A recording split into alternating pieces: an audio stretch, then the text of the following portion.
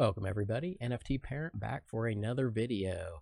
It's been kind of a slow time, fast time, slow time, a lot going on in the crypto and, just NFT space, everything kind of wild. It's like we get big swings, it dies down, it's dead for a long time, then stuff pops up.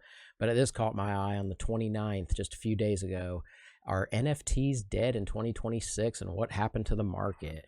Now, I don't think they're dead. And it says if you're asking whether they're dead, the answer is they're not dead, but they're much smaller. So NFT sales have fallen from over $1 billion at the 2021-22 peak to roughly 300 million as early as 2026. Real lasting, it's not a rumor. It's definitely went down. At the same time, genuine market of collectors is still buying and selling like us. It says that's not entirely dead, but it has cooled off a lot.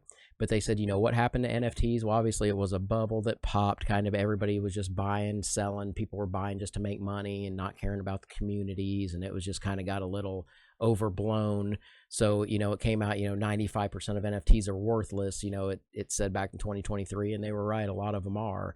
But, as far as they still a thing, those of us that are in this community, they are. Like it says, it's just smaller and more concentrated. It didn't disappear, it just consolidated. More established collectors with a narrow base of serious collectors. Now, you get a lot of people that are wanting to get into the more popular projects they couldn't afford before. Again, I always say the best ones are the ones to stick with. Not a financial advice, obviously, entertainment purposes only here, but these are the times when you look at what you always dreamed of having when they were $100,000 and they may be $1,000 or less now. There's still some great communities out there, and it may still be a while, but I believe the NFT space is going to be like others, where it's going to revert back to the OGs, the original ones, the early ones that have great lasting communities, and they're the ones that are going to end up being collectibles again and take off. So this will be a good article. I have a link to it in the space, but it's just interesting to read about how they give the numbers of how much it's dropped. But like they said, there's still plenty of people trading them. It's just consolidated, and it's more like quality projects that are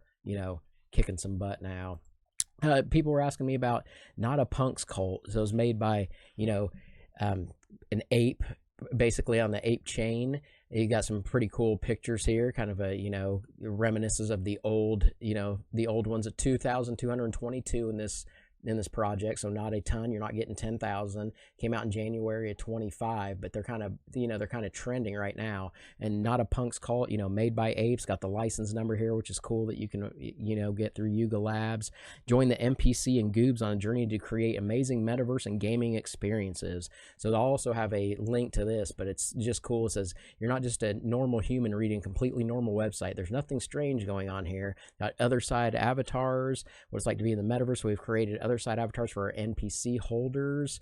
They got, it says the mint is complete. Goobs are here. It says Gobaloons have been released into the wild and have been replaced by Goobs. You can trade them on OpenSea. So, this would be something I haven't looked deeply into this, but I think it's cool, and I may pick one up myself.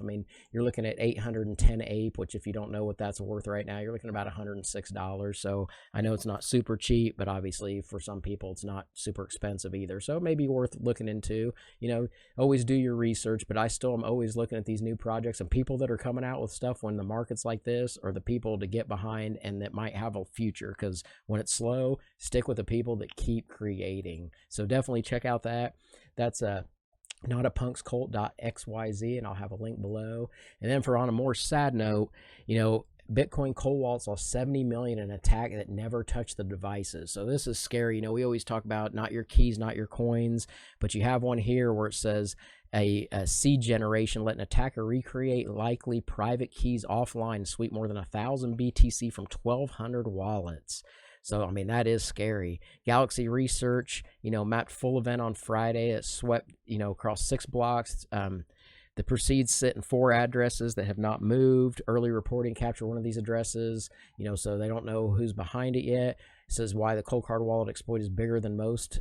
Just an exchange is breached, a contract is tricked. So the key fish they got off laptops. Keep a key on a device that never connects to the internet. There's nothing much for an attacker to touch, but CZ even came out. It's like nothing's 100%. This is what gets some people to rather be, if they're investing in Bitcoin and Ethereum, they like to go to the ETFs, which I understand. I hold stuff in cold storage, but with with AI and everything, supercomputer stuff, you know, super intelligence, you never know when they're going to be able to break this stuff. So, I mean, I'm going to try to keep you updated on this because I'm worried about my own storage that I have, even though I luckily wasn't affected in this. And I'm so sorry to hear for everybody that was. But I'm going to keep you updated because I don't really have a good answer right now on what the best thing to do is. Because, I mean, you know, you do want to keep it off exchange. Don't ever share your keys, obviously, but this just shows that there's still some ways that they find a way to get it. And this article also is another good one that I'm going to have a link to from CoinDesk that explains all that's behind it.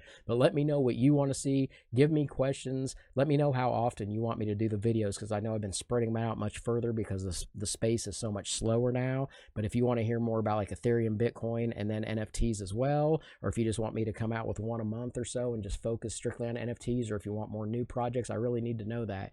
You can get me almost anywhere, NFT Parent.